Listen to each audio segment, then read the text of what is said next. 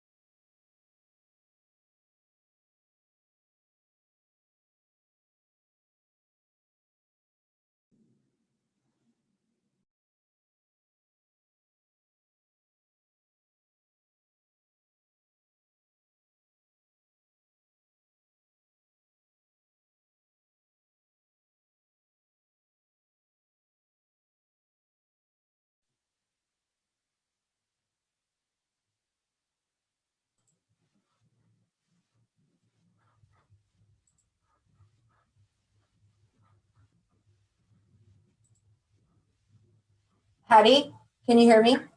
Yep. What do you see on your screen? What do you see on your screen?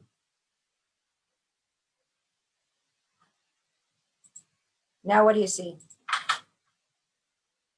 Okay. Now do you see the agenda?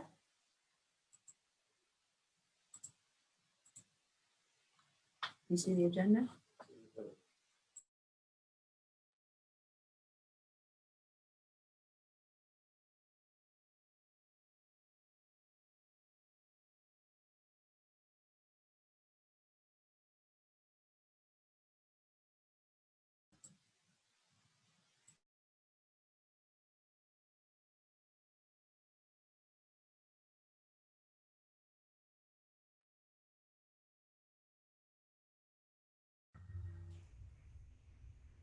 Hello.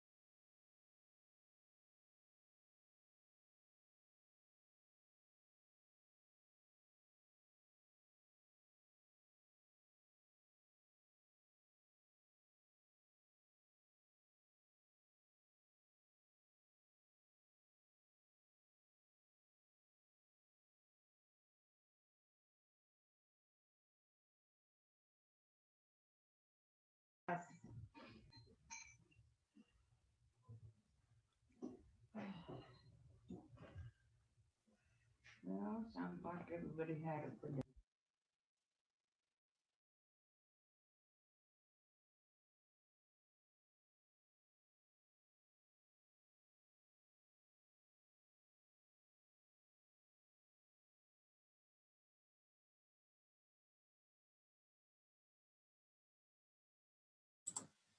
We're just waiting for a few more people to come in. We have Kay and we have Tracy, so we're waiting for a few more board members. Thank you everyone for attending.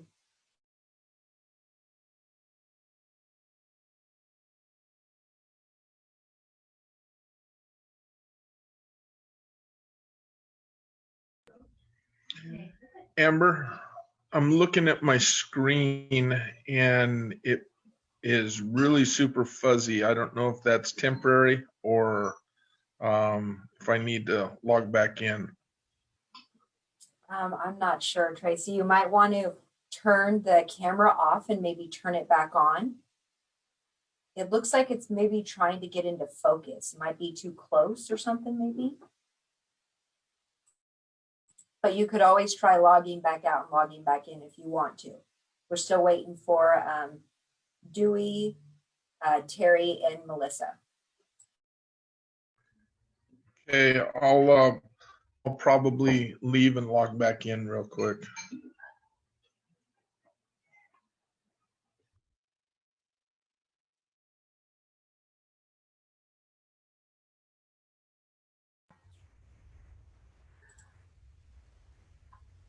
Hi.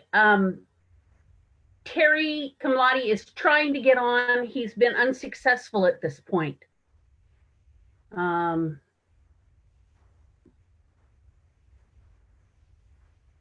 And he is trying to come on again.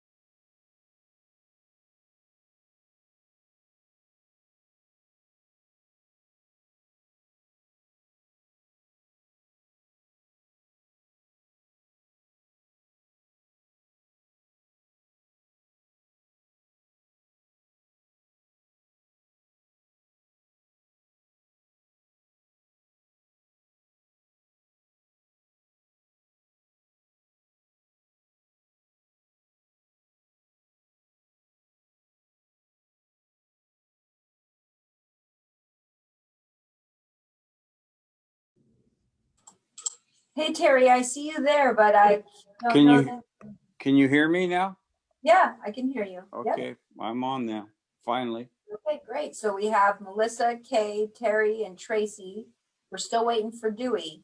So if you wanted to go ahead, I'll let you know when Dewey comes in.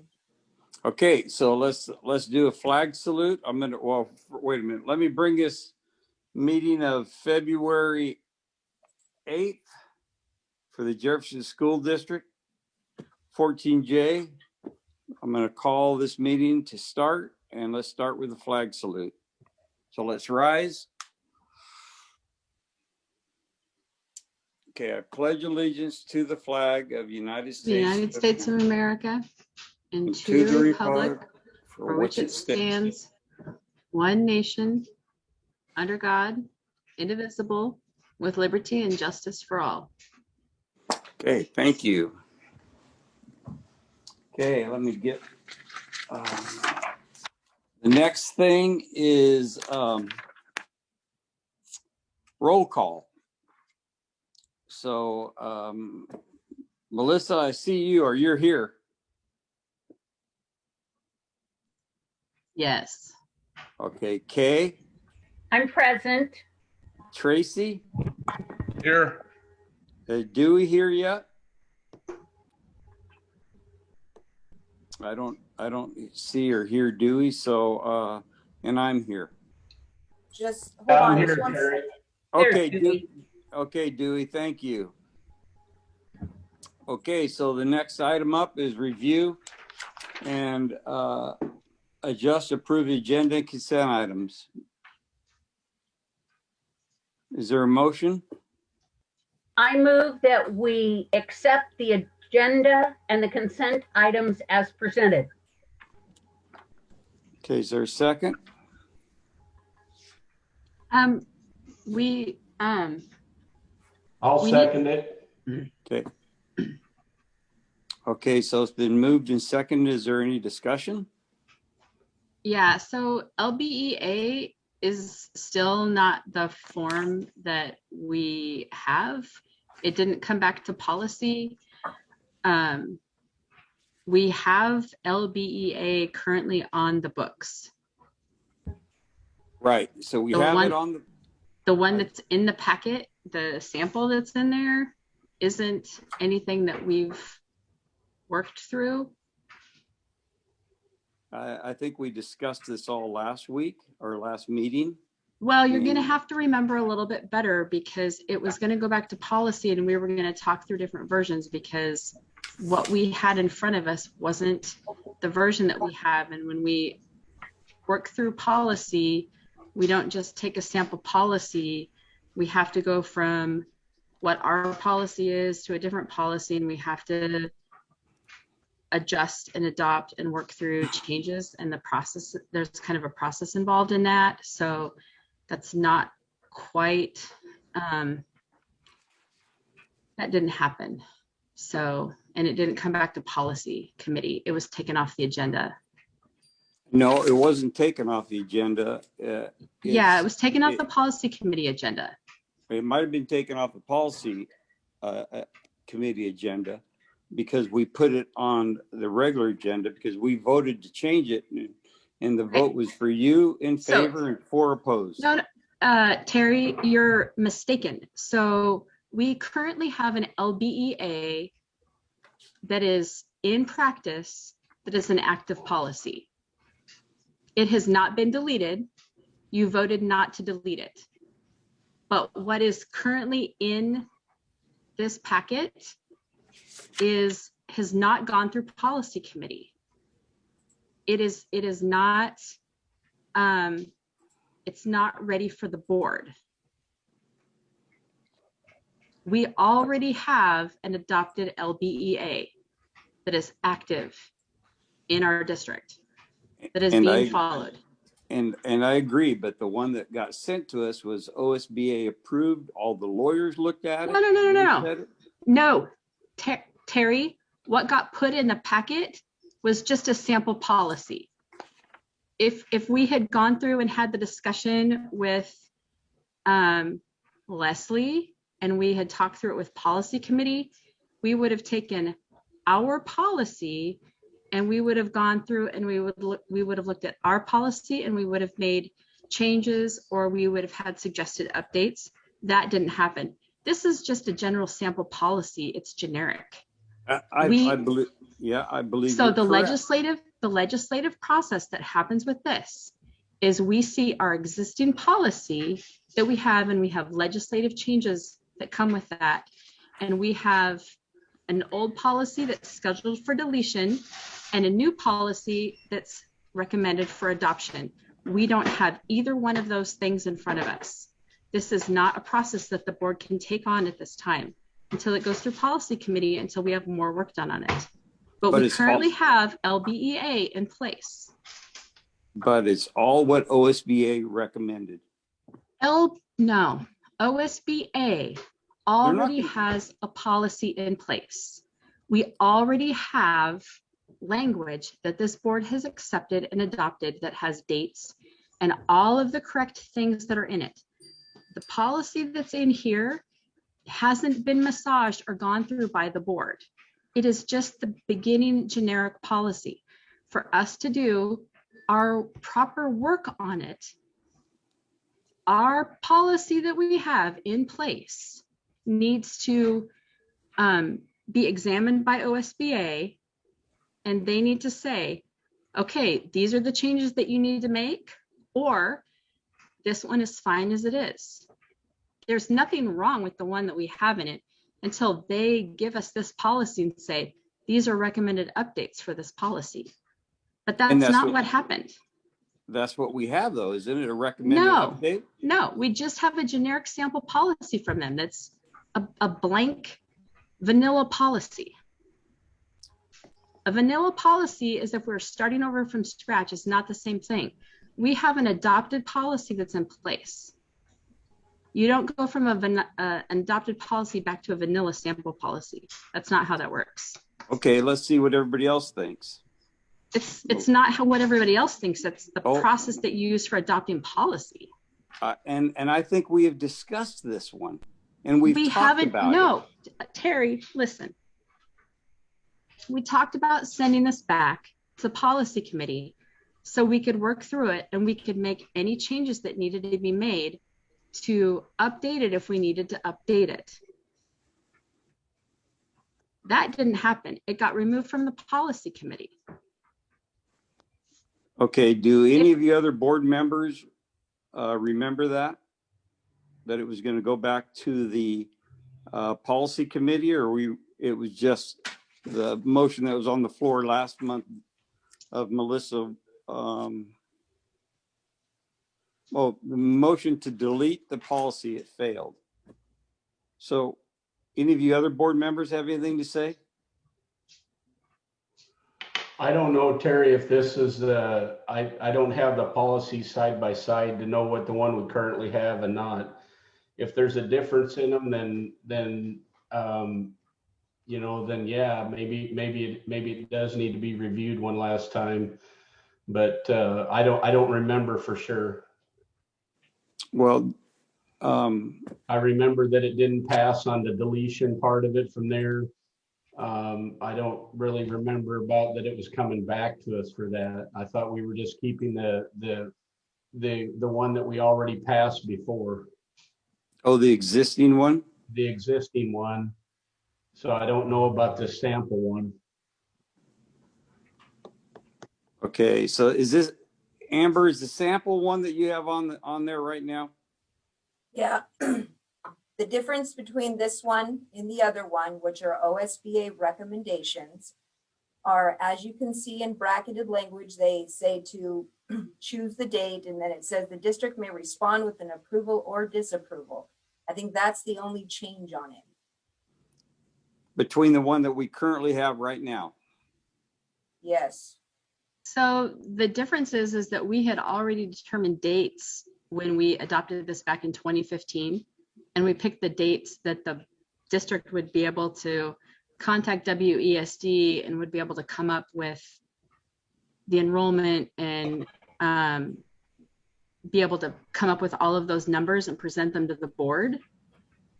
So their language choices and dates that the district needs to be able to be in compliance with.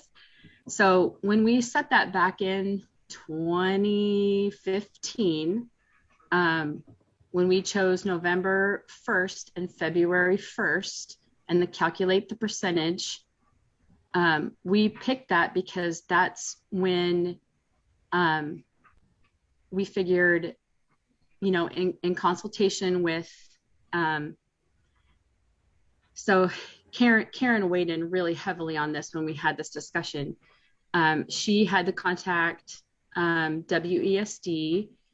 There were some other things that she had to do to be able to track down the number of students that were actually residing in our district to be able to come up with the total number of students. And she wasn't able to come up with that by October. That's really close to the beginning of the school year. So that's why we came up with November 1st. And then again, with February 1st, it was to give enough time till we got back into school into January and everything had kind of settled down. So there were reasons why we selected those dates. Workload for the board secretary who was doing the work.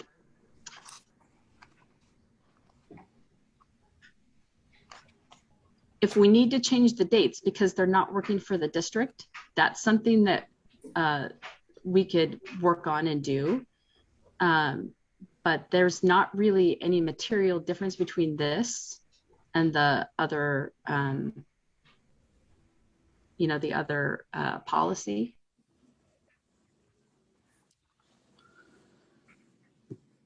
I guess my question would be on this is there what is the issue between this and the sample policy? Just the dates?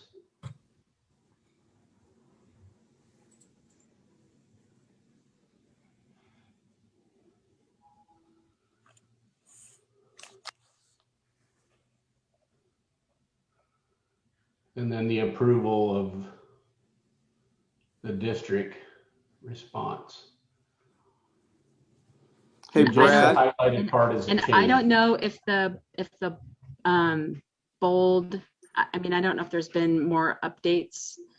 This didn't come to us as an update that we needed to change, except for the deletion that was recommended by ODE back in 2018. The only update that's come to us was that it was recommended for deletion in 2018. So if this, Melissa, so if we change the dates on this one to the other dates, you'd be better off, or you'd say that would be okay then? Well, our board and the district selected those other dates because they were better for our district. So if we picked October 1st and we're not in compliant with that, that's extremely problematic for any of our families that want to do that, and it's extremely problematic for our district. So if we change the dates on that from November 1st to February 1st, you'd be okay with it? The new one? It's not a new one. It's a sample policy. This is our existing policy. So no matter what we do, this policy has to be deleted and the other policy has to be changed. It needs to go back to the policy committee and we need to work through that process. We don't just get to adopt a sample policy without deleting that. That's always been our process for deleting one and adopting another one. So if you want the other one, or the district wants the other one, or there's material changes that we need to work through, that's the process that we need to go through. Okay, so let's do that. Let's take it out. Amber, can you switch back to the other policy for a minute, please? The sample policy.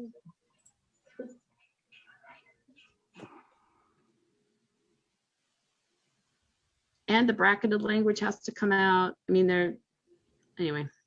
Okay, I'm okay. I'm okay with sending it back to policy.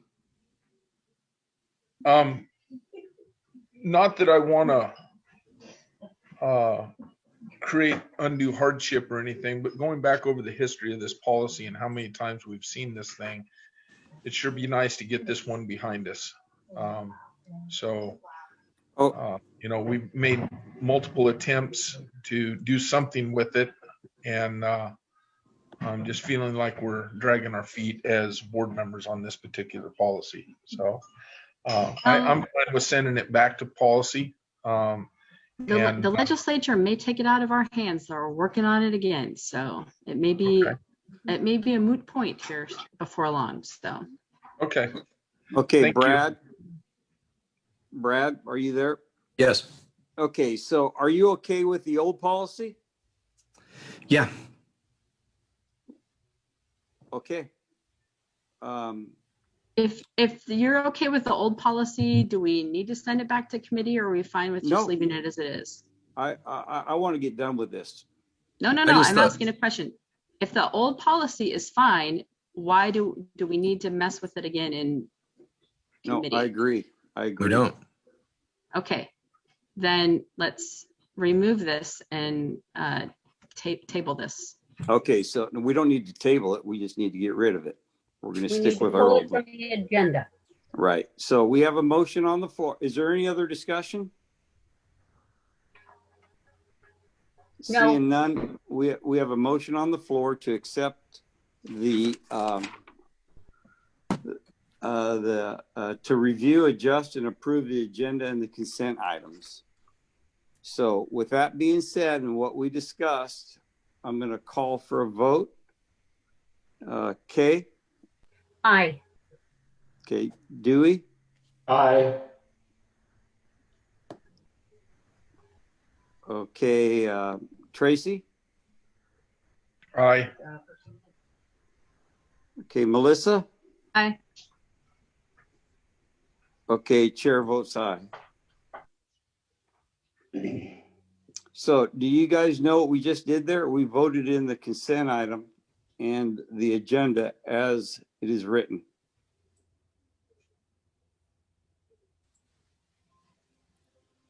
So let's move on.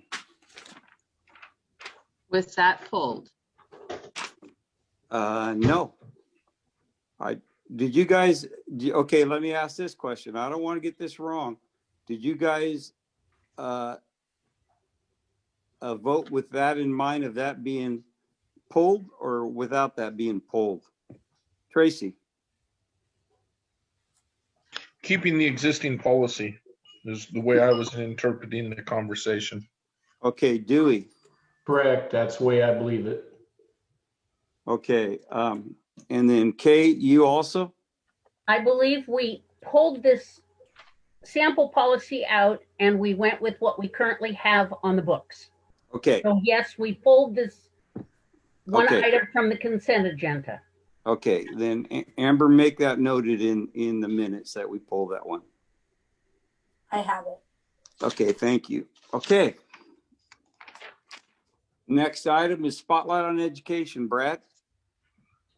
Yeah, now, it's not that we're going to be showing you a video every time we have a board meeting, but we did want to update you with one more. We did one Spotlight on Education with Jefferson Connected last month, and we wanted to do one more this month to kind of give you an idea of some of the information that's going to our families.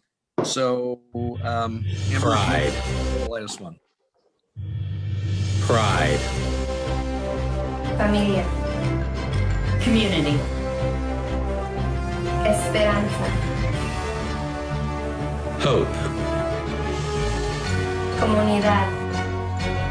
Family. We are Jefferson. From our studios in beautiful downtown Jefferson, please welcome your host, Christopher Shaw.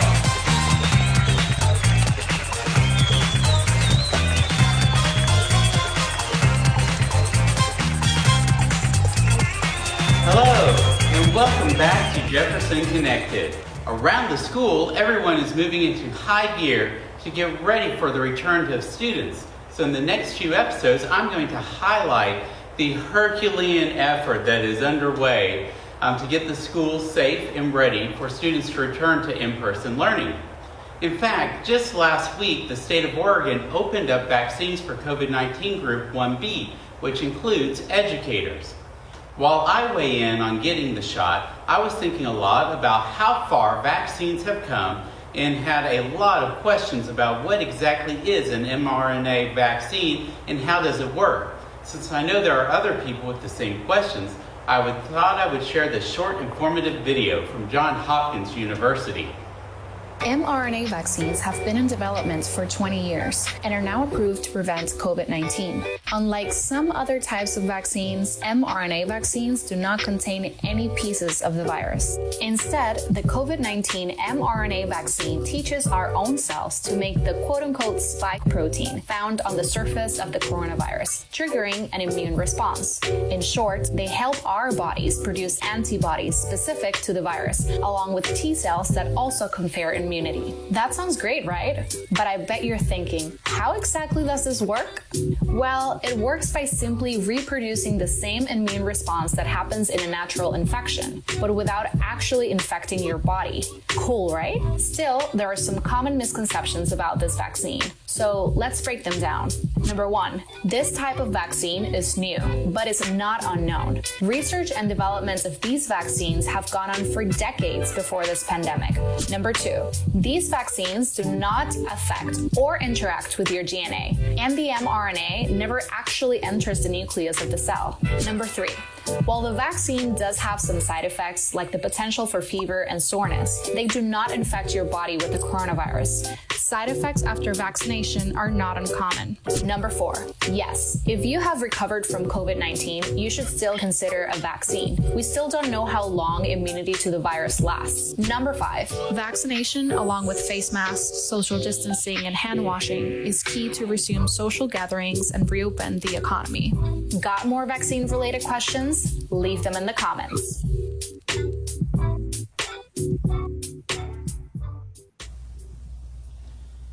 As we return to in-person learning, athletics is starting to get ready for sports to return to Jefferson School District as well. Wanting to keep everyone safe and also allow friends and family to watch the Fighting Lions triumph has been a challenging dilemma for Dan Fritz, our athletics director, to solve. He has come up with a solution that will allow us to live stream our games. Dan, tell us about this program. Didn't we watch this one last week? Yes. We did, didn't we? We went to the wrong one. I'm so sorry. Let me start the other one. No. The coronavirus was new, though. Oh, this is new. Yes. Well, Brad wanted to show a different one. I'm sorry. Okay. Who's the one with? Is the one with Chris Sullivan? Yeah, it's this one. Because I clicked on it and it was the wrong one. I'm sorry about that. But here we go. Here's the one with Chris. Community. Esperanza. Hope. Comunidad. Family. We are Jefferson. From our studios in beautiful downtown Jefferson, please welcome your host, Christopher Shaw.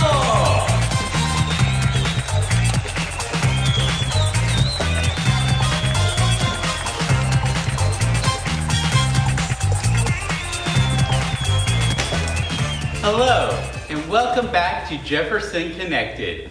Here at Jefferson Elementary School, teachers and staff are getting ready for kindergarten and first grade students to return to our hybrid in-person school.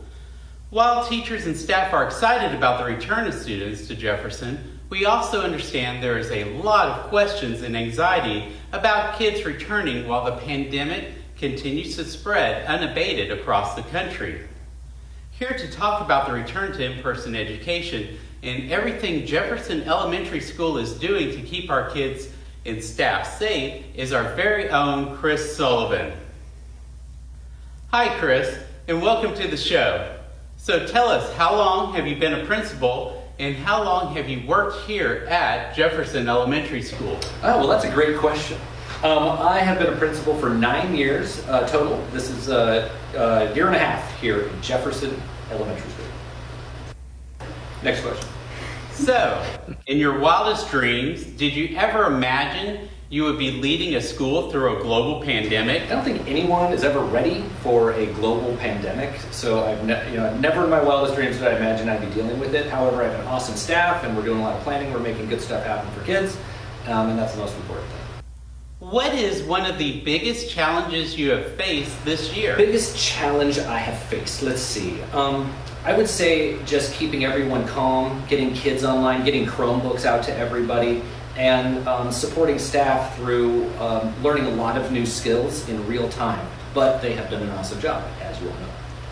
So there is a lot of excitement and anxiety with the return to in-person learning. What is it you want parents to know?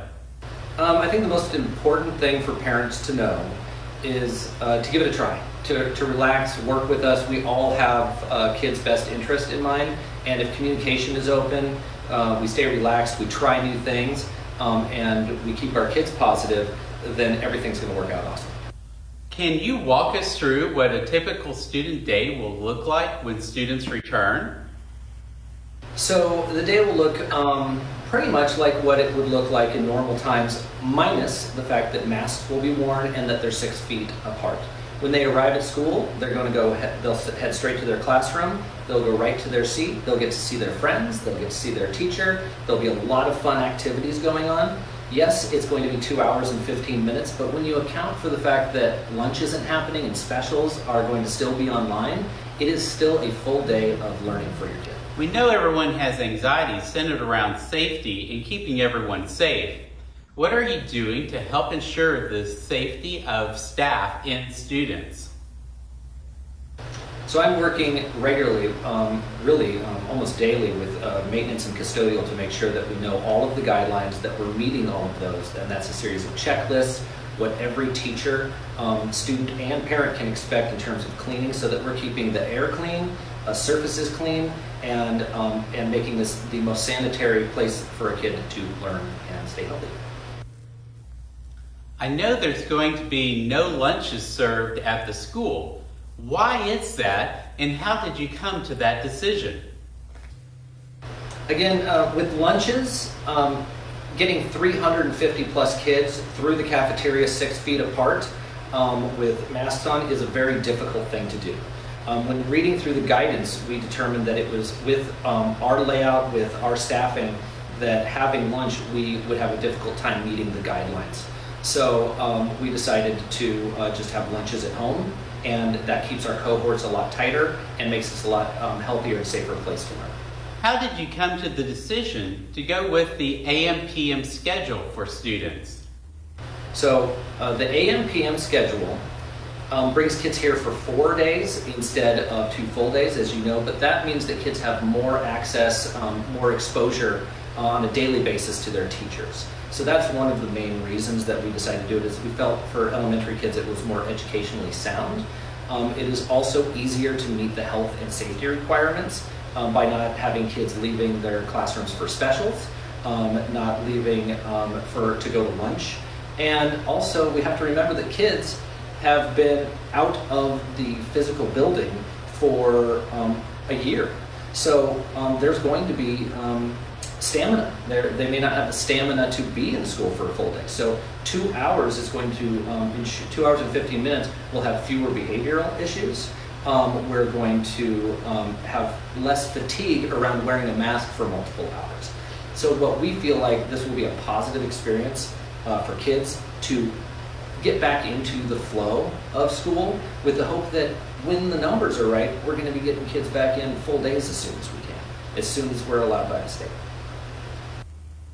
Do you have any final thoughts or words for family and staff? Stay positive, both kids, staff, parents.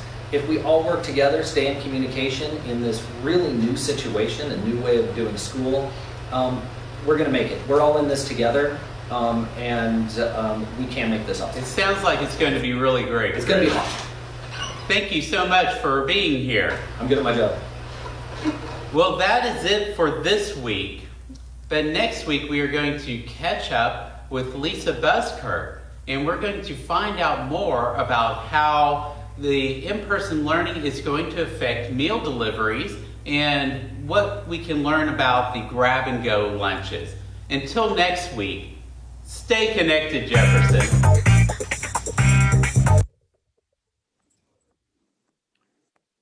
Thank you. I'll speak more to things in my report, but we are doing food service this week, and then we're going to do one on middle school opening and high school opening. And really the point is to try to connect with the community in a variety of ways, of giving them information in a way that makes sense and isn't confusing, and hope that there's enough information out there that people feel satisfied and secure in sending their kids to school. So anyway, thank you. Okay, thank you, Brad. And tell Chris Shaw and Chris Sullivan, good job. Will do. Okay, so next we're moving on to financial reports. Hattie?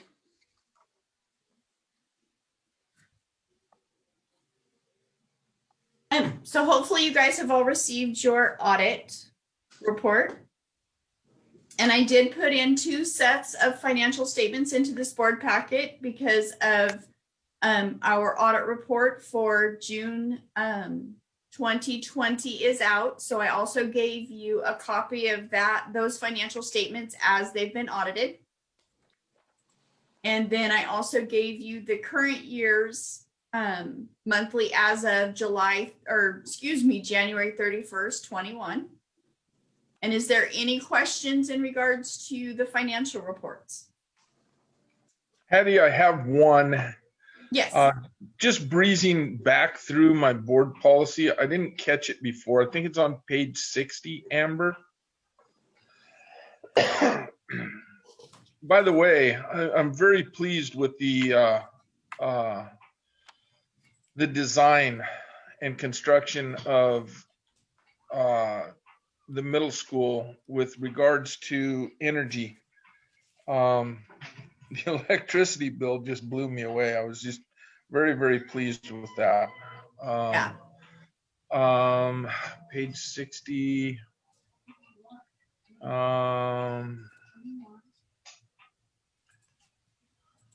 It's not there. Can you go up 1 or 2, Amber? They're alphabetized. Do you remember the? It had to do with Compass Solutions.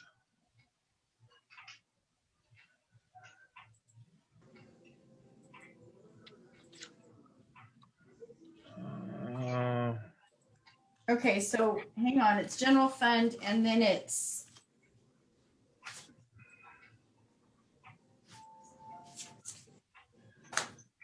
I know in our report it says like page, we have the preceding pages before. What page did you find it on? Yep, that's the page right there. It's page 64. Okay. Were we not done with Project Compass Solutions, or does this particular line item have to do with the meeting between Ricardo and the Bond Oversight Committee? I would have to pull that to be precise about that, but we did have the Bond Oversight Committee like the beginning of January, so he could have billed us for that. But I know that I'm thinking it does because he did have conversations with the Bond Oversight Committee prior to our meeting for an hour and a half. So I would assume that this has to do with it because we haven't had him doing anything. Correct me if I'm wrong, Brad, but I'm pretty sure that we haven't had him do anything except for the Bond Oversight Committee work just recently. I don't think that's entirely accurate. I think that was included in part of it. But looking at the total, what his work with the BOC didn't total that. I think it was a last billing from previous work, over the last month or past months, and we're finalizing that. And I think the other is included in that, but. I think you'd have to look at Hattie, I'm sorry that I didn't reach out to you earlier. It was just another review of the expenditures that I just went right over my head, and I'm sorry I wasn't able to call you and ask you for. I could always say that I'll get back to you on that as well. So that works out that Brad was able to answer that question for us. No, that's fine. Yeah, get back to us if you would. That would be nice. Yeah. What I'd also like to, you're welcome. What I'd also like to do is I did have Amber put in there the questions that our auditors recommended that you guys ask. And this will be like a learning moment for you guys as well. So each month, if you guys could pick a couple questions to ask, and that way you're learning, and then we can also put it on record in our notes that we're doing this. So hopefully we can get that memo off of our audit report. Okay. Hey, Hattie, I have a question for you. Sure. On the budget, or not on the budget, but on the report that you gave us on. Now I gotta find it. I had it, but the one that says 70. Oh, here it is on page 57. It says 70 Chromebooks and 3 carts. And Yes. was that money that we got from for COVID relief or anything? It was part of the yes, it's the ESSER fund. Yep. Okay. Yep, it's our ESSER fund. And that is part of the COVID relief fund. So we got two. One is called the CDL, which is distance learning, but also we got the ESSER federal grant that we were able to purchase more Chromebooks. Okay. What does that acronym stand for? The ESSER, yeah. Or you don't know? I would have to look it up. Oh, no, it's not that big a deal. I thought maybe you knew off the top. Not off the top of my head, I don't. So I do have a question I'm going to ask. Carrie, it's called Elementary and Secondary School Emergency Relief Fund. Thank you, Amber. Thank you, Amber.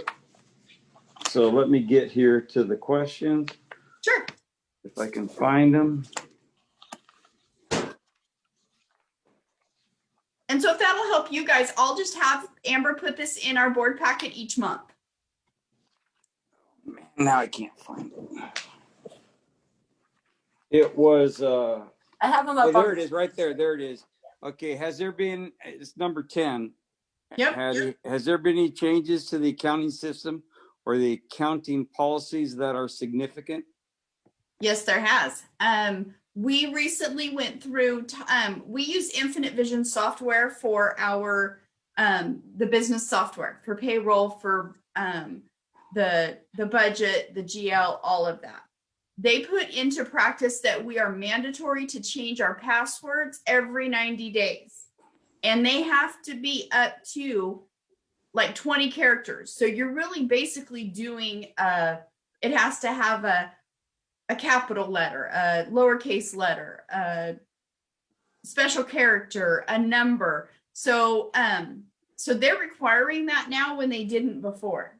So this is making it mandatory that we change our passwords.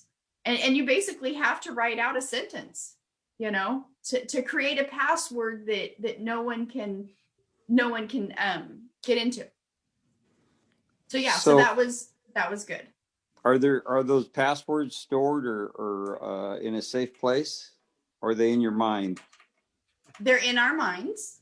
I do have a password protected because I do have to have so many different passwords to do business. Yeah. That I do have a password protected spreadsheet that I do keep my passwords in. Yeah, I would figure that you would. So, okay. Well, thank you for that. And the backup to that, Barbie also has a copy of it as well, just in case I forget the initial password. She has the password to my, yeah. Okay. Does anybody else have any other questions for Hattie? Yeah, I'll ask one. Go ahead. Okay.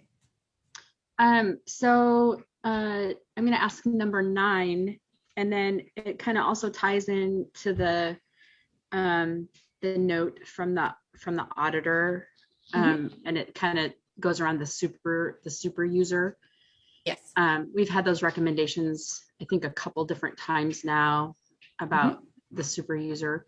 So is the business office adequately staffed to allow for proper segregation of duties? Yes, we are. We have processes in place that deposits are put on by Barbie. I post them. I do the bank statements. Brad signs off on them, as well as myself signing off on them. Payroll's done. Amber puts on employees into the system. I don't put employees onto the system because I pay them. So we have different people doing different things and always 2 sets of eyes to do things. I'm looking over what Amber puts on as employees, but based on the information I have in front of me, I'm looking over and posting deposits Barbie's put on. So yes, and then the super user question is, because Barbie and I are both a super user, there's things we don't do because we shouldn't do, and because we segregate duties. We have always wanted to have a third party do the security portion of our business software. And so I would like to get there. but Chris has been so busy. We would like to have Chris Shaw do it for us, that he would put the person in as the security person and give him the rights. It's just been a time crunch to train him on how to do that. So yes, eventually we want to get there, because we want it to be that you know, we can't give roles to people. You know, the super user gives the security role to the person to be able to do what they need to do to process their job. So if we have someone else doing that part, we could take the security off of mine and Barbie's plate. So yes, so that is something that we would like to do. And we'll get there. Thank you. Okay. But there's also security logs. So let me add to that a little bit. There's also security logs for any changes that are made in the system. I can run a report at any time to see where myself have gone into and posted anything, where Barbie's gone into, where Amber's gone into. I can go in and look and pull a report at any time to see if someone's been into something that maybe they shouldn't have.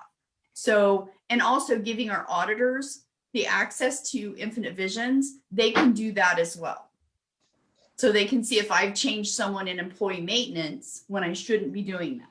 So, so we would like to move in that direction once there's a free moment for Chris to do that. But with COVID and distance learning, that's been set to the side a little bit. Thanks for asking the questions, you guys. Yeah, I have another question, kind of audit related. I just had, this is kind of for the board, kind of for district office. So I just went through my Oregon School Board Association annual meeting where we had our audit delivered, and our auditors actually come and deliver the audit to the board and explain the audit. But this board hasn't ever really had that happen. So I was curious about that, and if that would be an option to have the auditors come in and explain the audit to the board.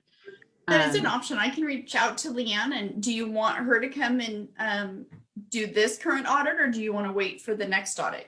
Well, I was just wondering if maybe like next meeting, if that works for them, or the next meeting after that, or, you know, something that could work if everyone else is in agreement, if that's a thing.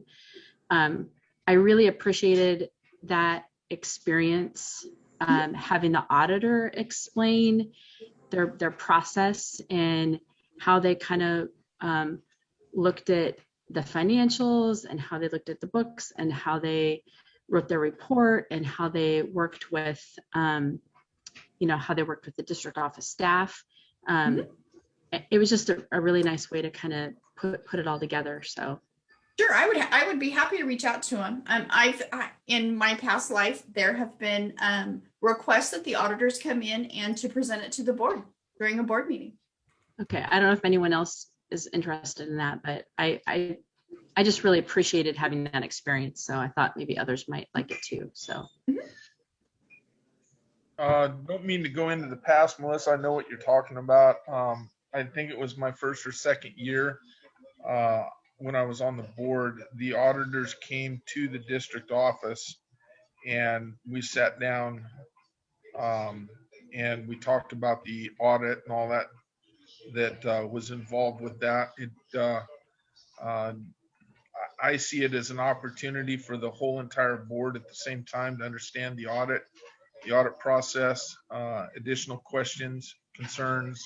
So yeah, I'm in support of something like that. It was a good thing back when I was on the finance committee. So I would probably also, Tracy and Melissa, I'd probably be interested in that as long as they didn't charge us. So maybe Hattie, you can look into that. Yeah, I'll reach out to Leanne and see if there's a charge for them to come and present it. Hopefully there's not, because we pay a good price for our audit to be done annually. I agree. Yeah, I was going to say they might not do it for free, because it's after hours, but it still might be worth it to have that interaction and that time to make sure that we really understand what we have. Sorry. So go ahead. Also too, if we could get, maybe if we're in person at our board meeting next month, maybe we can get them to call in so we don't have to pay the travel time and the travel to come. I mean, that might be an option as well. So we're Well, only paying for 30 minutes versus 3 hours because they're coming from Tigard or wherever they live. yeah. So Hattie, why don't you check into that for us? And Sure, then I will. we'll discuss Thank that. you. Okay, thank you. Thank you. Okay, so Brad, are you ready for the superintendent update? I'm ready. Okay. Good evening, Chair Kamladi, members of the board. Today was a special day for us because kindergarten and first grade students arrived at school today and for class. We had a morning class and an afternoon class, each lasting just over 2 hours. And it was exciting to see students in their classrooms again. The staff was excited. You could just feel the energy. And I went around and talked to different people in the school to see how they were doing and feeling. And they were just so happy to have energy and just full plates, things they had to do to keep them busy. That, you know, we in education kind of operate normally on kind of a, you know, running down the hall, trying to juggle 10 things at once. It's kind of how we feel normal in those kind of situations. So a year of distance learning has been a little of a learning curve for us. So getting back to that, everybody feels normal. So today was a good day. Also, you know, the comments after class today was how tired the students were. So when I went in there and Principal Sullivan said, you know, how's everybody today? How you feeling? You know, thumbs up. And all the little guys were giving their thumbs up and saying they're really excited to be there. Custodial did a great job of setting up the desks. So they were, you know, 35 square feet apart, and everything was taped, and all the little kids had masks. And then, you know, at the end they were tired, but happy. So it was a good first day. This leads me to talk about the upcoming weeks ahead and the communication with families. As you know, the rest of our students are returning to in-person classes on March 8th. In meeting with administrators today, we talked about getting important information out to families and getting information from families that we need to successfully plan for our reopening. As such, I'll be sending a video this week to families with some basic information and some links to a document to give them more specific school-related information by school that the principals have prepared. As well, I'll be letting them know that principals will be conducting town halls in the coming weeks, and to expect, or you can go to their websites for information. Our goal is to give out coordinated messaging that is helpful and informative, and to get the information out in a variety of formats. This week, we're also sending out a survey to families in grades 2 through 8. This survey will ask parents if they plan to send their children to in-person or keep them at home. It will ask them for their AM or PM preferences, and it will have a question about transportation. Having this information is essential for knowing how to plan bus routes and the number of buses we need and the number of lunches that are going to be here as opposed to the ones that we'll be delivering. How many will be in each cohort, and allow schools to determine who is in which cohort and try to honor the preferences of parents to the extent that we can. So we will be pushing this out this week and putting a lot of communication out there to try to get the information we need so that we can do our planning, which we really need to do several weeks in advance, which we're right on track. Likewise, the high school will have a town hall meeting this week. Principal Emmert gave a video message today to staff and, to students and parents. And then they'll be following up with a town hall meeting and also handouts that will go out. And part of what I'm linking and handing out is the information they've prepared. Building up to bringing in kinders and first grade, I sent out a document to all parents with key information on it. The school held 2 town hall meetings, the elementary school, and the school was also able to send key information to answer questions and concerns. Mr. Sullivan reported that his town hall meetings with parents sending their children to school went really well, and parents expressed a great deal of excitement about having their children return to school. He was able to answer a lot of questions and even problem solve a few issues. Based on this successful model, all schools will be doing a similar type meetings in the next couple of weeks. So we kind of launched it and did everything last week at the elementary level for K1, and made sure we trained our staff, made sure we had all the facilities pieces we needed, all the things to keep everybody safe. So we've all done that, and then we're kind of learning from how these experiences are going, which will then lend itself to our planning for the groups in March 8th. Each school is also revising their blueprints for the state. The elementary school blueprint was shared with you in this packet. JMS and JHS are finalizing theirs this week, and we'll share them with you next month. In choosing a date to reopen, we based it on allowing our staff the opportunity to become fully vaccinated. By March 8th, all staff will have that opportunity, or will have had that opportunity. With the K1 teachers, we met with them individually to see if they would be open to starting prior to becoming fully vaccinated, and they agreed. We also have one teacher assigned to teach remotely for those families wanting to keep their children at home.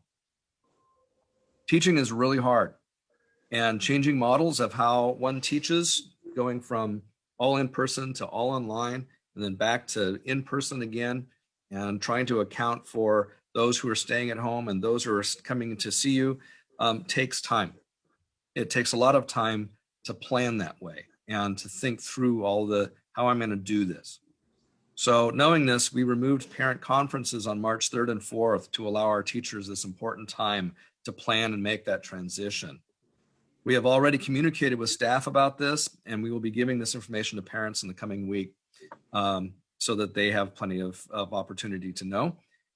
If parents have concerns and wish to speak with their teacher, the school is going to handle that on an individual basis. They have care teams that meet weekly, and there's already a lot of proactive communication going out to parents where students perhaps are struggling, and then principals are fielding lots of phone calls from parents that are calling with questions, and they're invited to continue to do so should there be any questions or problems that are coming up. I'll stop there for any questions.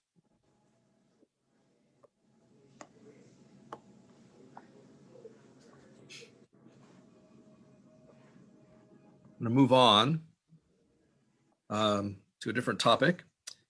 Tonight is my scheduled opportunity to discuss how I've addressed performance indicator 5.4 in the superintendent standards.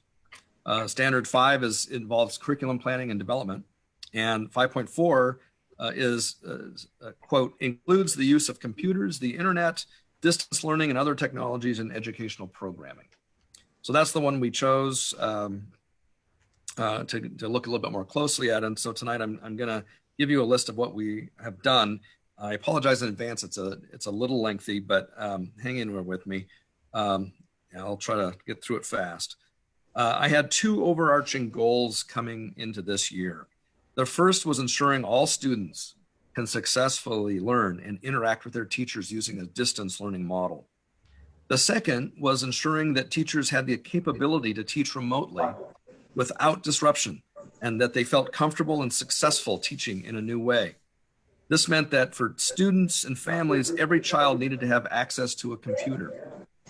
Every child needed access to Wi-Fi.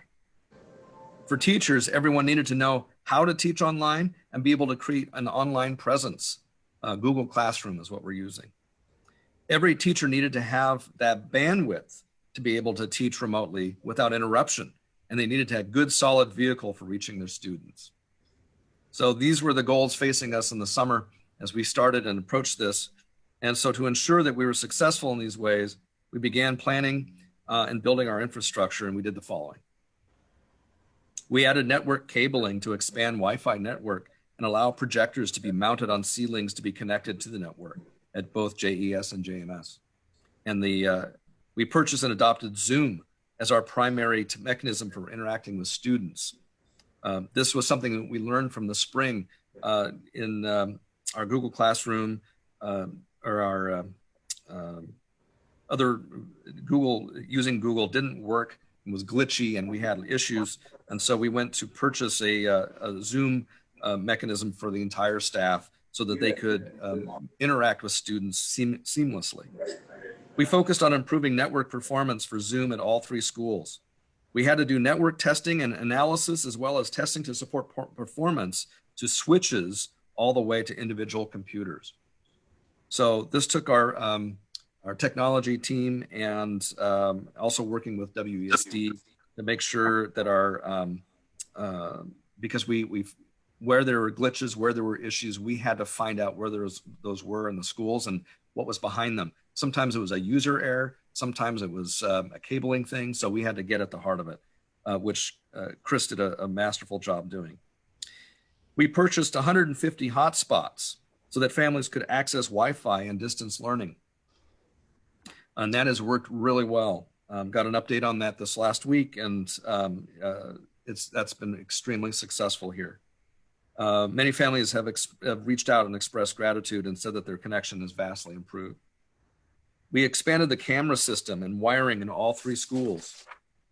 We installed a camera at JHS Gym for live streaming games, and we're working on putting one in the football stadium so families can watch games remotely. This is pretty exciting because people, your grandparents from Florida can watch their grandkids play at our gym. So that's a neat new addition.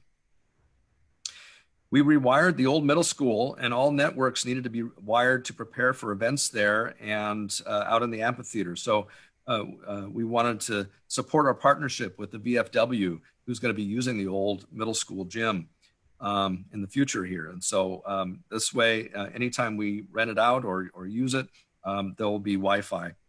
We hired a TOSA, which is a teacher on special assignment, Becca Mallory, and her role includes aiding teachers by optimizing how they teach in the classroom, training staff on new software, support the use of Zoom for students and teachers by helping them learn how to navigate its features, support students at home with software and computer issues, and set up Chromebooks, cleaning up data in our systems. This position has been invaluable because anytime you're trying to run a new system that's online, there's going to be a lot of issues. People are going to have problems, and sometimes they're really small. But if you're someone like me, I'd be lost without my 15-year-old son who fixes my phone technology in seconds that would take me weeks to do. So we have a TOSA that is doing an outstanding job supporting the tech needs alongside Chris. We purchased modules, training, and books for teachers on how to teach remotely. And staff have been dedicating some of their Wednesdays to reading pieces of that and learning from that. We purchased Google remote desktop software, including Google Classroom and Zoom. We purchased Securely, which is a software that helps protect students on the web. It allows us to track location of Chromebooks, track activity of students online, engage with students when we need to, tracks search history, Google Docs, signs of despair, bullying, pornography, anything like that comes to the attention of the principal, the counselor, and the tech director, and they get notified in messages if there are any signs of problems. And in addition to that, we have an auditor service that comes with Securely that looks for any trouble signs and calls the principal if they see anything suspicious or alarming. So, for example, if a student is struggling and in despair and looking at certain sites that might warn us of suicide or something like that, we get notified, and then our teams reach out to those students immediately to any kind of support they might need. We have UV boxes for disinfecting computers safely without causing harm to computer inventory. We purchased 190 Chromebooks this year.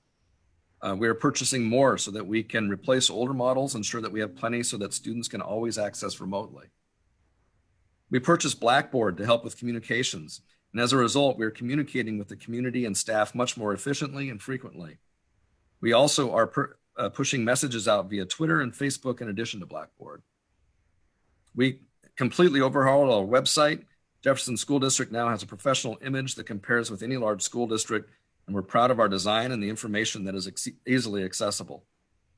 As a result of our planning and implementation and support, principals and our technology director have reported a smooth transition into distance learning. We organize computer and supply pickups and drop-offs very successfully. We have been able to support technical problems, and we have helped our teachers feel supported and successful. One example of how our planning helped our staff involves a decision we made last spring. This past summer, many districts in the region purchased Canvas. Canvas is a course management system that supports online learning and teaching. It allows teachers and professors to post grades, information, assignments online. And what these districts did, many of them, was they implemented this software late in the summer, forced their staff to learn a new system right before school started. And to make matters worse, the system is super complicated and not easily learned by teachers or students. And the districts that used it had numerous issues and really frustrating beginnings. Our discussion here centered not on adding another new program for our staff to learn and overload our teachers and students when they just learned Google Classroom in the spring. As a result, our staff was able to develop their online presence and communicate with students extremely quickly and efficiently. This is an example of the behind the scenes type of thing that our team thinks about. Our tech director, our fiscal managers, our administrators are thinking not just about the immediate issue, but they're thinking 2-4 steps ahead of how we can be successful down the road. They're thinking about effective ways to implement programs and to be successful. They are thinking about supporting teachers and what that looks like.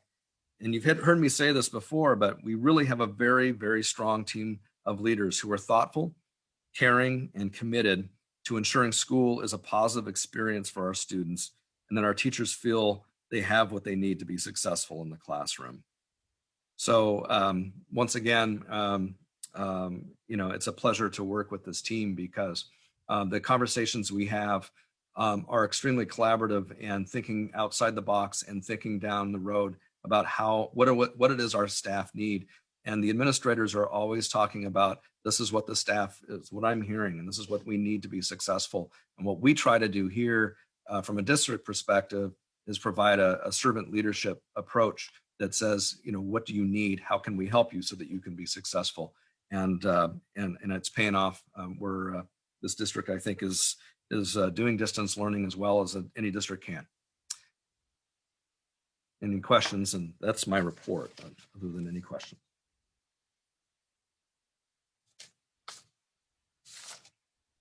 So does anybody have any questions for Brad?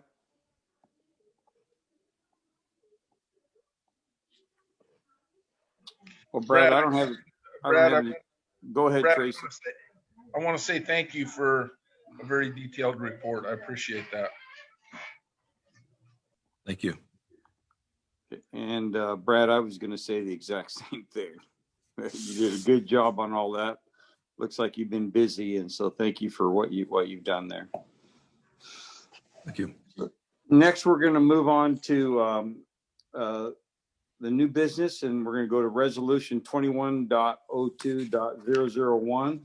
And Brad, will you give us some information about that? Yes.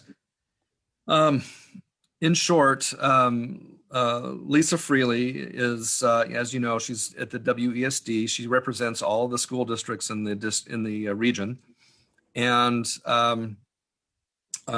as you saw in the handout, there's a substitute who wants to be compensated for trainings, the all staff trainings that everyone has to take. And EduStaff doesn't pay those folks to do that. And so they want the districts to pay for that. And that becomes kind of complicated to having to pay substitutes when they work in all the different districts, like who pays them and, how does that work?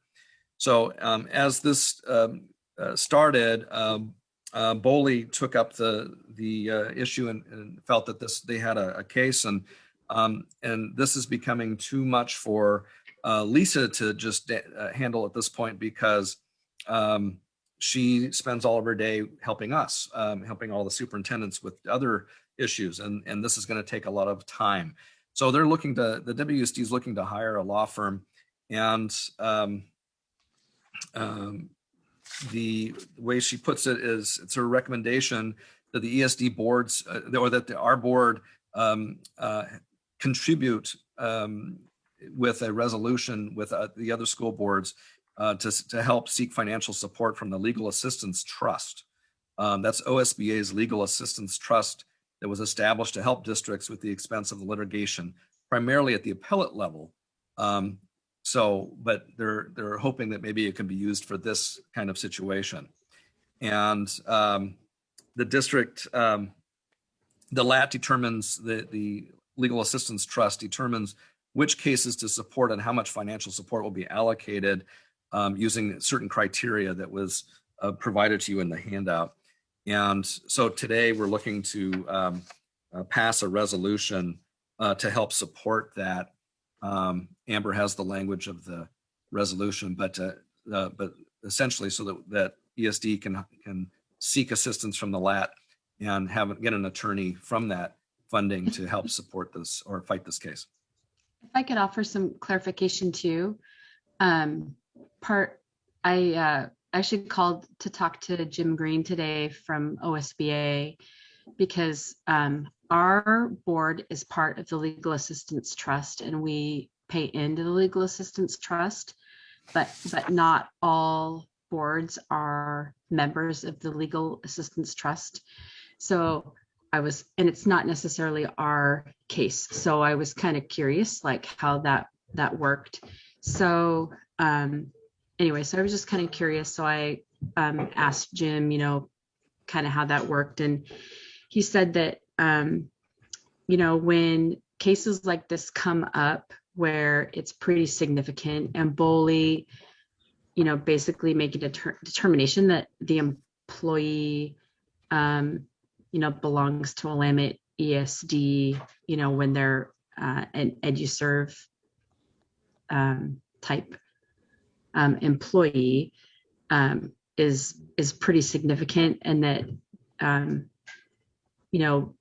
for Lisa to be able to go out and ask our board and other legal assistance trust boards and other boards in our region will help them to access the Legal Assistance Trust and get that extra support that they need to basically kind of argue with BOLI about that.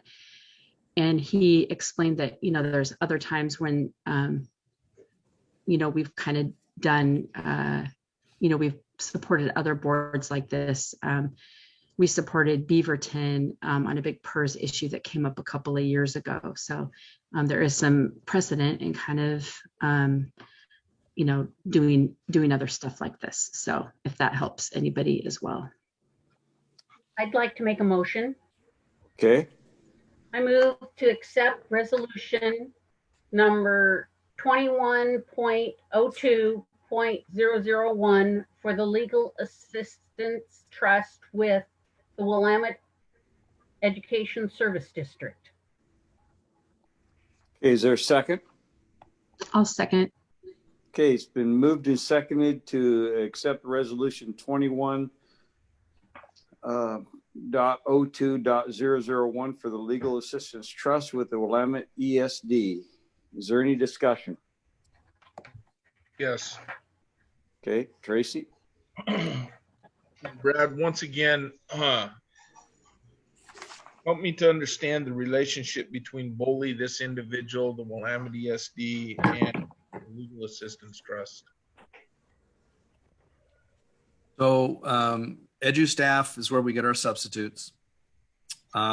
She worked in Jefferson twice over the last couple years, and in any district where she worked, which was quite a few of them, she is we're named in the suit then, and so we're having the ESD look into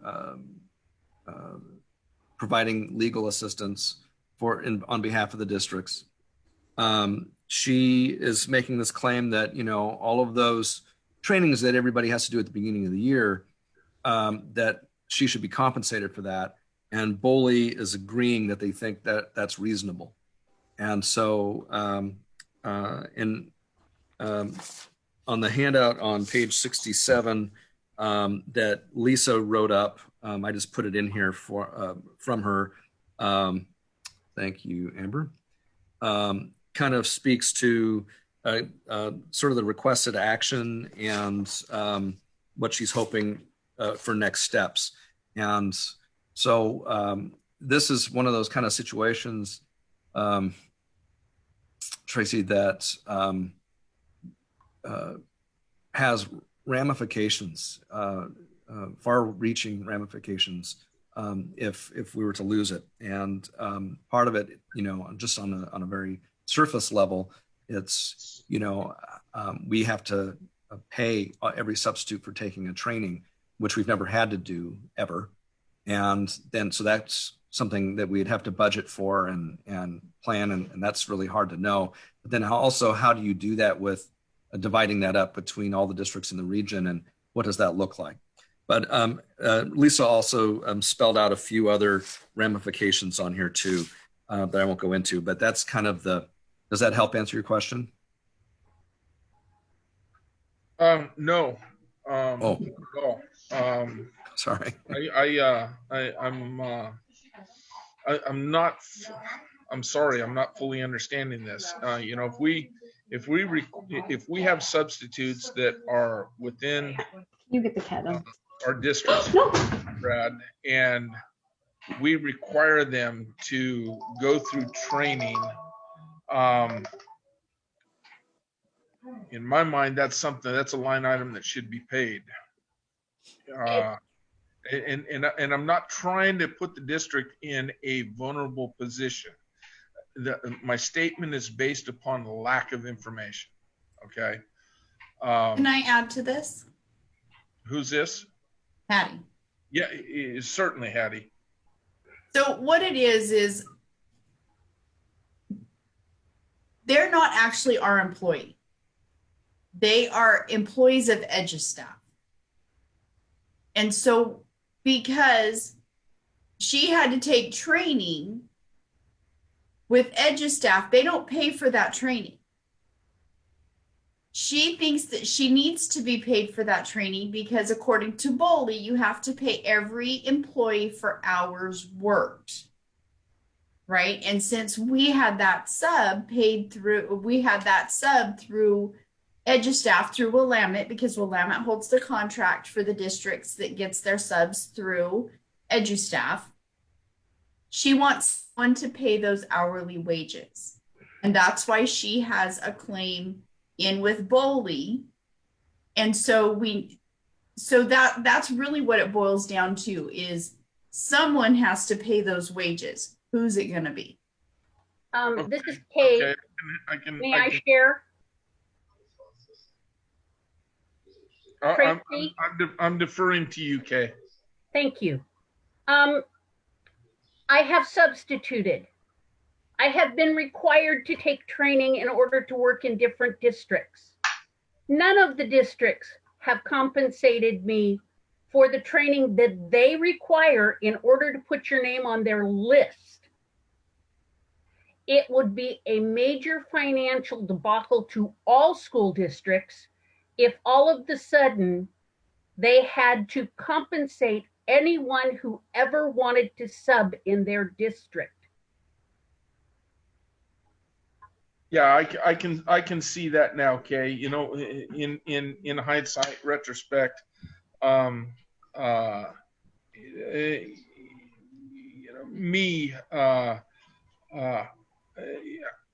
me training my own employees is my responsibility, and EduStaff is receiving compensation for the services that they supply.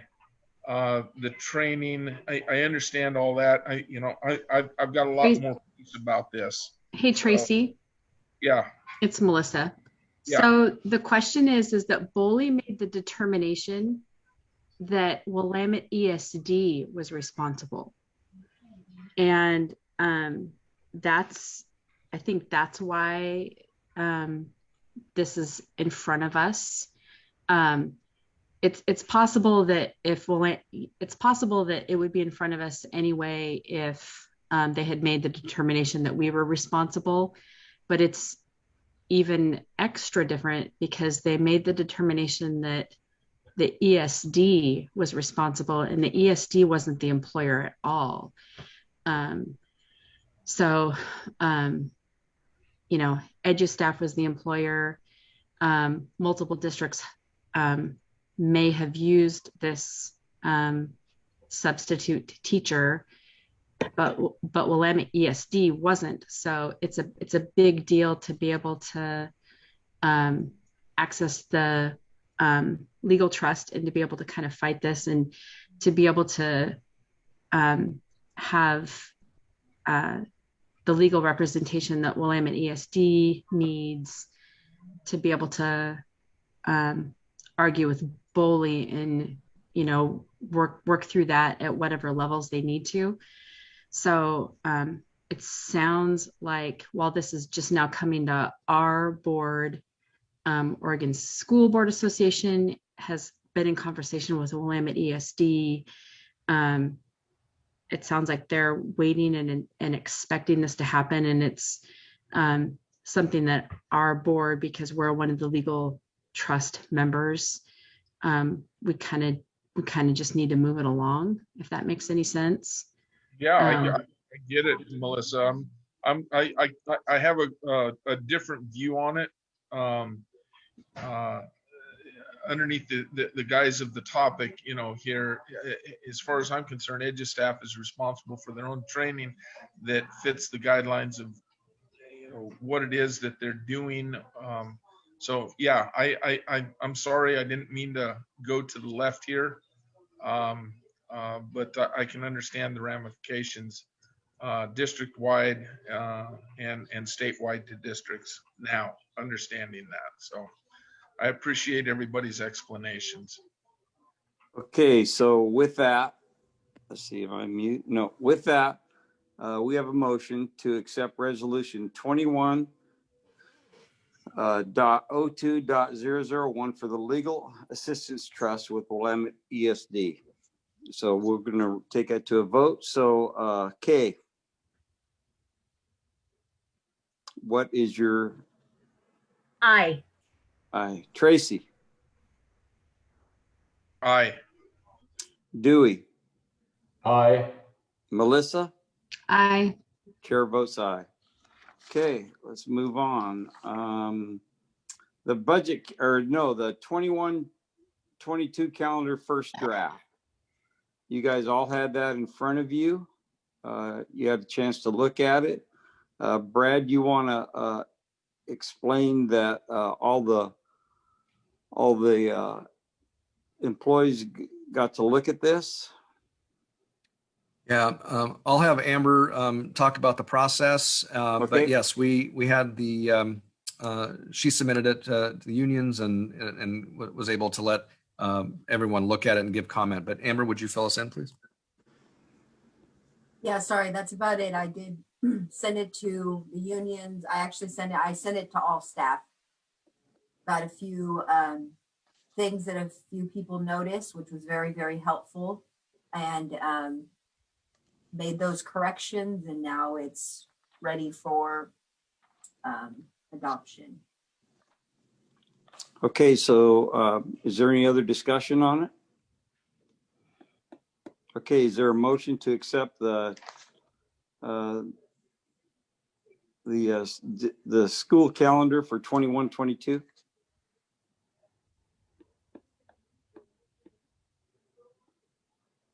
I move to accept the first draft of the 2021-2022 calendar. Okay, is there a second? Calendar. Is there a second?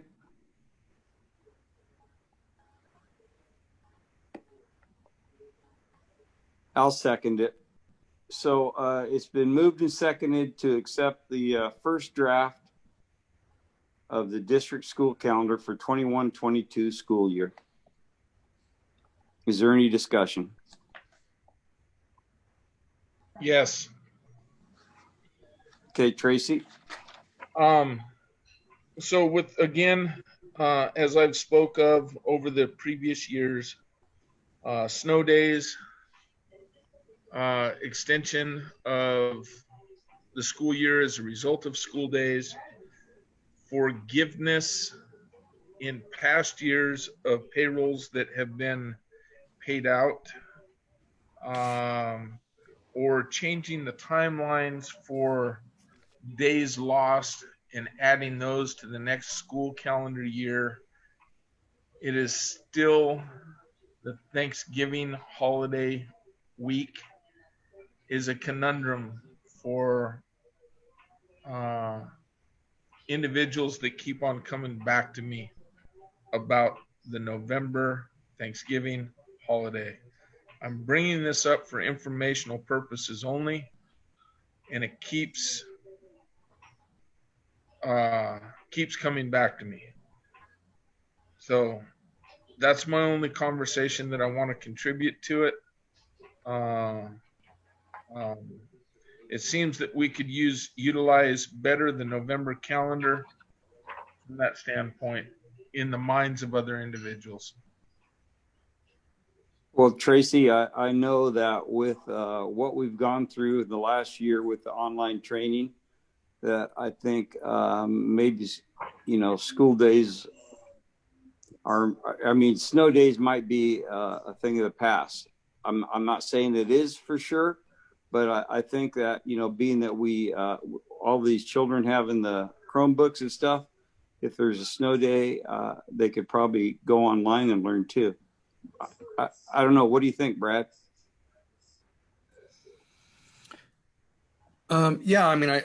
It's too early for me to say if we would be able to do online education, if we're running normally, because we'd have to be able to make sure that students had computers at home, but it's definitely a possibility and something that we can continue to talk about.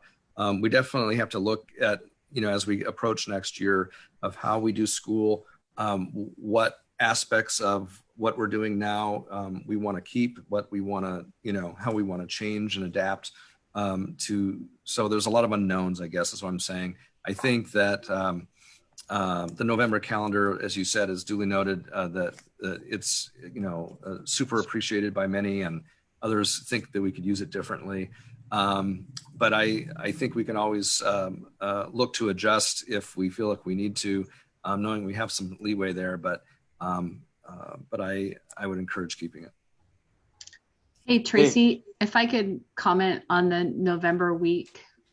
When we worked and adopted that a couple of years back and moved to take that whole week with the holiday there, our Wednesdays are already a shortened instructional day.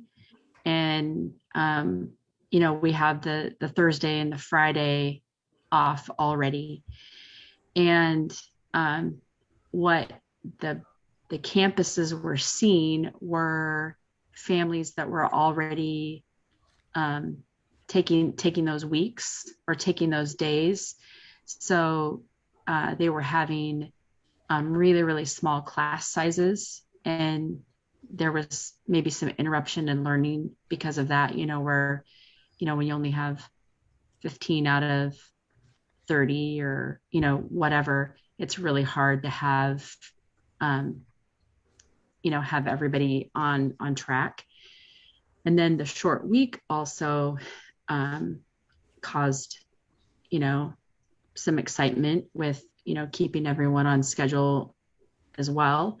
So I think that maybe the first year was kind of a test year, and then the second year was like, yeah, that went pretty well, and was kind of an affirmation. So I think it's one of those things where, yeah, it doesn't work well for everybody, but it probably fit with the pattern of what already happens with our calendar, and that Wednesday being a half day. If our Wednesdays were a full day of instruction, it might be a different conversation. But anyway, that's how we came to that anyway. Thank you. Okay. Is there any other discussion? With that, we have a motion to accept the first draft of the district school calendar for 21-22 school year. Kay, what do you vote Aye. that? Aye. Tracy? Nay. Dewey? Aye. Melissa? Aye. Chair votes aye. Okay. The next one is a budget committee member. You want to talk about that one, Amber or Brad? I can. Okay. I can take it on. Okay, Yes, Hattie. we have I'm one getting them all opening for wrong. our budget committee. What was that? I said I'm getting it all wrong who I'm supposed to ask. Oh. So we have one opening for a budget committee member, and we wanted to put it on our board meeting tonight. So we had a good 30 days to really find someone to fill that spot. And with that being said, we do have 3. I mean, we could do a quorum without that one, but I would love to get one more person. So we're just putting that on the agenda to keep our ears and eyes open for that next budget committee member. And then I can also take D as well, which is the budget committee calendar first draft. Okay. I wanted to give this one to you this month. We don't have to adopt it tonight. I really wanted to maybe have your guys' input on this, to go back to the calendar, make sure I have the days correct, make sure that you are okay with the 10 days I have presented to have the budget document. And just to kind of go through it so we don't have some of the things that we caught last year at the very end. Keeping in mind that I did move the public hearing on the first budget meeting for May 12th instead of being at the board meeting, because by that time when you adopt it, it's already done. So it's really hard to have input from the community if we're presenting it to our board for adoption. So I just wanted to make sure that I told you guys that I had moved that to the public hearing for May 12th. For that's our first board, our budget committee meeting.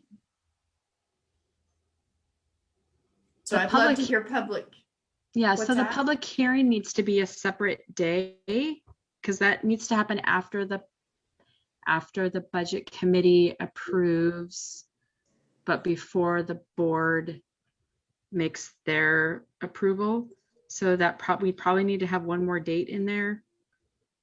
I don't think so. I think that if we had comment, so you guys have 10 days to look at the budget document, and the budget is available to any community member, just like it is to the committee and to my board members. And that way, if there's any public comment, then I will have time to be able to change the budget document between the first and the second meeting if we need a second meeting. But the public hearing is a specific process that happens legally after the budget committee has done their job. And Not that's in a my pretty past, no. well, but according to state budget law and according to the state budget manual, when you read that, they're 2 different things. They're not the same thing. In my past life, in the 21 years I've been doing this, it has been adopted on the first night with the public hearing on it is the same night that everyone looks at it, and then they can give the input. And if we have to change anything and need a second meeting, then we come back to the table for May 19th. So presenting the budget document. If the budget committee gets the budget and they work through it and it doesn't take 3 hours or whatever, that's a long and onerous time for the public to sit there and to wait through that, to have any comment time after the budget committee's finished. It really needs to be a separate time for the hearing, which is why in that legal document that comes from the state that gives the instructions on the local budget manual that comes from the state that gives us our guidelines. Right. I've been to the trainings. I've been to those trainings as well. In another life, I've been to trainings when I wasn't on this board. those were separate times and separate meetings. So I don't know why it's a problem to have that public hearing at another time to make sure that we're compliant and make sure that our public has enough time. It just gives us that layer. And then also our public can't say that we're rushing things or that they didn't have an opportunity to speak, or it just gives that extra time in there. I'd like to have the hearing on May 19th. You know, if I don't know if we'll still be virtual then. It may not be a long time. It may be that nobody participates, but it still makes sure that that process is intact. And Well, no one can argue with it if we do it that way. Right. But also too, having the budget document for 10 days prior to our meeting, we shouldn't need to spend 3 hours on the budget document going page by page as well, especially when. But we do, because it's a big budget document and we need to do our due diligence looking through that and making sure that everything's where it needs to be and that we understand it and that budget committee members understand it. So right, and that's why you have 10 days to look it over. Right, but we always take that time as a committee, as a board and a budget committee, to go through those documents, to look through lines and to ask questions to get those answered. So we don't put a constraint on that. We take more than one meeting if we need to. That's why we set 2 of them. And expecting the public to have that hearing after that process in that same night is not really reasonable. Then that's why I've given this calendar tonight, so we can bring it back to our board meeting on next month and make sure that any changes that need to be made are done, and then we can adopt it. Let me offer this too. This issue came up last year, so I looked into it, and so we went forward with it like this because it was allowable. So I'm happy to look into it again, and can meet with Terry and Kay and let them know what I found out. Hopefully, potentially by Wednesday. So would you please present to the board the recommendation from the local budget manual, what it says for calendars? Yeah, I have it right here.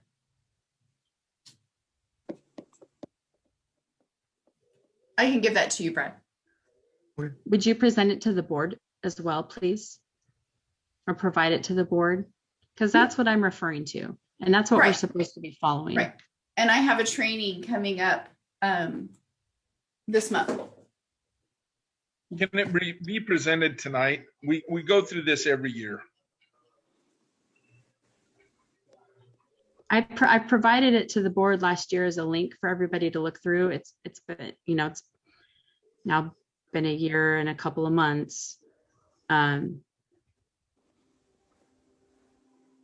It gives a recommended schedule to follow in a process. I respect recommended. What I'm looking for is legislative.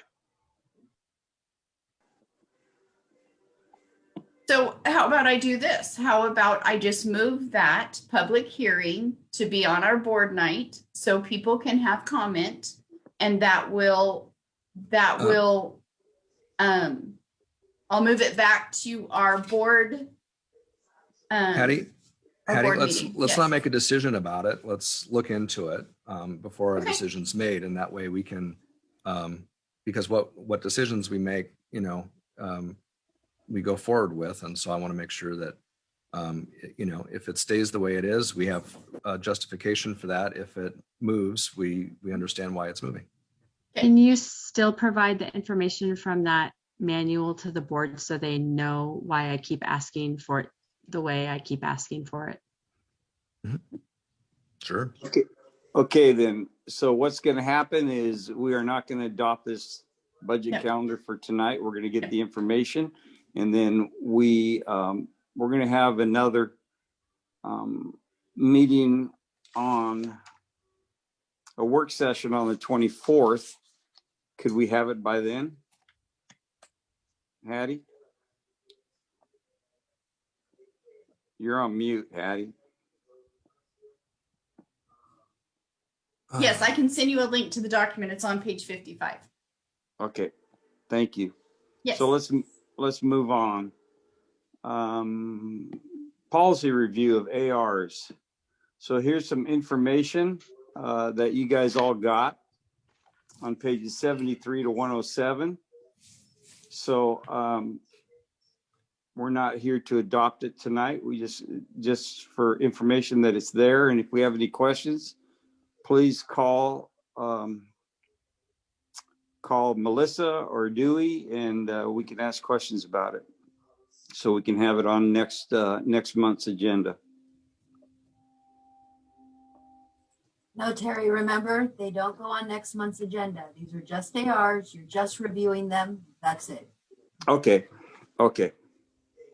Thank you. Okay, with that, we're going to go to board comments.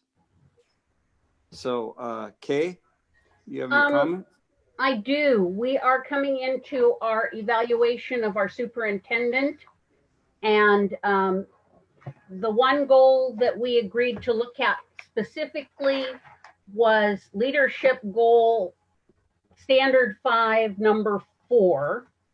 And so each of the board members received the 9 standards, and we are doing the overall standard. So visionary leadership, the superintendent is an educational leader who integrates principles of culture, competency, equity practices, and promotes success of every student by facilitating, developing, articulating, implementing, and stewardship of the vision of learning that is shared and supported. That's what we're evaluating on each of the standards. And then we're looking specifically at under curriculum and development includes the use of computers, internet, distant learning, and other technologies in education. You've all got this. I'm going to ask that you please go over it on your own, figure out where you believe our superintendent falls on it. When we meet on the 24th, we will come up with our first round of putting all of our information together.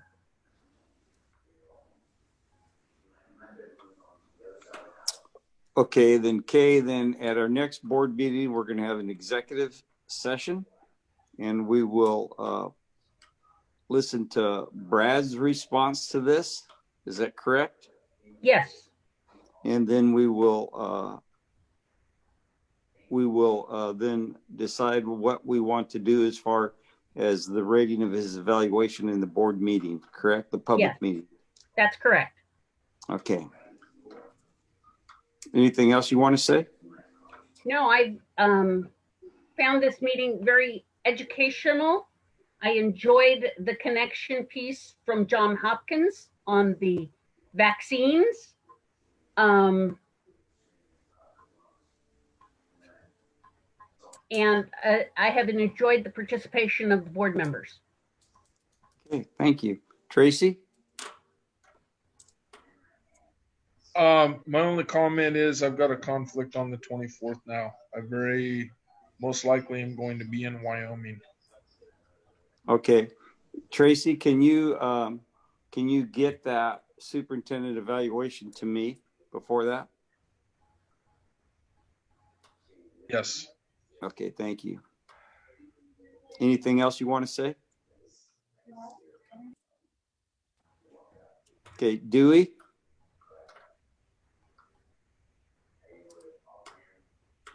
Do you have any comments, Dewey? No comments tonight, Tracy, Terry, Tracy? Billy, Bob. Okay. So Melissa? No. Okay. So my comment is I just want to thank all of the elementary teachers that are going in there teaching without the second vaccination. I also want to thank all of our staff who works together. And I know you guys, even though in the district office, you guys have your spacing, but you are still working there. And I appreciate every bit of that. Plus all the teachers that are working in the middle school and the high school, plus our IAs and the rest of our staff, our janitors. I just think they're doing a tremendous job, and I just really appreciate it. And I'd just like to personally thank you guys. So with that, the last thing I want to talk about is the next meeting, the work session on the 24th, and the next board meeting on March 8th. We're planning to do that publicly, so we won't have to use this computers anymore. And if it is also going to be done virtually, so if somebody doesn't feel comfortable being there, they can be there virtually. And also, if they want to comment, there's going to be a comment section that they could type in, just like there is now. So hopefully by the 24th, we're going to meet together publicly, and we'll be done with these Zoom meetings, hopefully. So with that, Amber, do we have any comments from the audience? Let me see. Nope, no emails, no, nothing in the chat or questions or anything like that either. Okay. So with that, we're going to close this meeting at 8:15. Thank you guys all for coming. Terry. Oh yeah. Go ahead, Tracy. In-person meeting requirements. Masks. What's the story there? Yes. Yes. So that needs to be addressed. Masks and distancing, all that would still apply. Yes. Okay. Hey, I got a question on that, Brad. Does a face shield, is that good enough, or do we have to have a mask on? So face shields are not considered by ODE to be sufficient for stopping the spread of the virus. So they recommend face masks in public unless there's a medical reason that's that exists. Okay. Worded it as recommended, not required.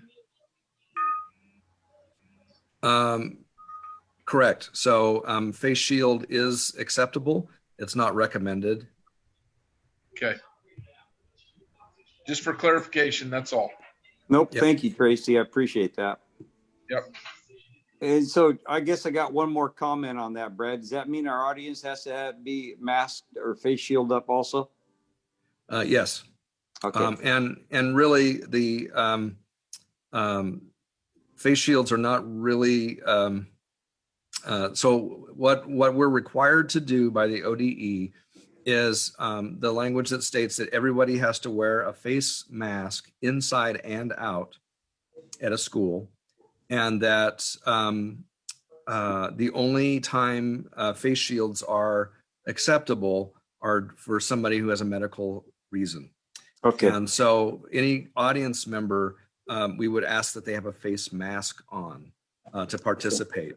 Otherwise, they can do so electronically. So if they have a problem where they can't do that, we want to honor that, but we have to say that they can watch it on the computer. Okay. So one last question on that one. Do we have to take temperatures of ourselves when we come into the meeting? Yeah, we'll have to have a screening and just do a temp check. We have one of those little automatic ones. It just takes a second. And we'll just do that as people come in. And so we'll screen them just like we do at a school. Okay, great. Okay, with that, we're going to close this meeting. I want to thank you guys again all for coming. Right. Good Thank night. you.